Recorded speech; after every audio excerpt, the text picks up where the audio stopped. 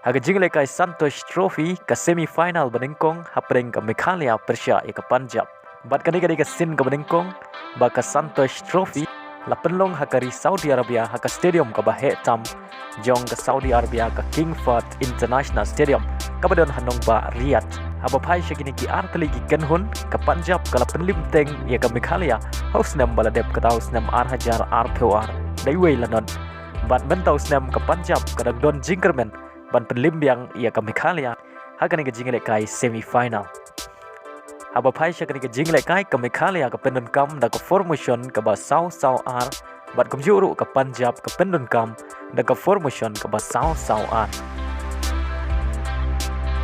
hakani ke jingle kai Rajat Kumar kumu kapten ke Punjab bat u full moon mukhim kumu kapten ke Meghalaya.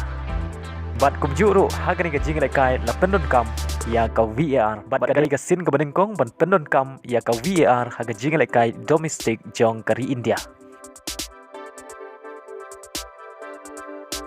Haba sedang jong ke jingle kai baro artli ki kenhun kila yele kai bha bat dai haga minute ka bakhan riu namar ka jing bakla jong ki defend ka Meghalaya ka Punjab kala yo bat pen khi char Nyngkong lengba upam Jet Singh.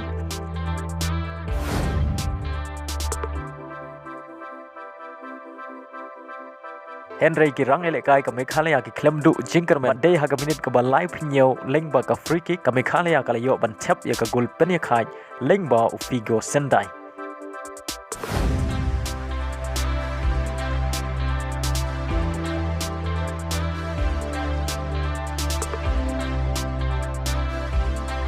Bat hadu bakut ka kela step baru artli ki kenhun kia khai da marshi gol.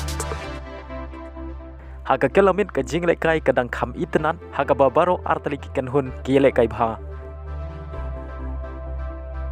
Henry Schwaben kut ke jingle kai kata ka minit ka ba khandai peu plus iway ka Meghalaya kala yo ban tap ya ka gol pentam lengba usian sok tung. Bat ya ka bol laira penbu dau Donald Dingdo.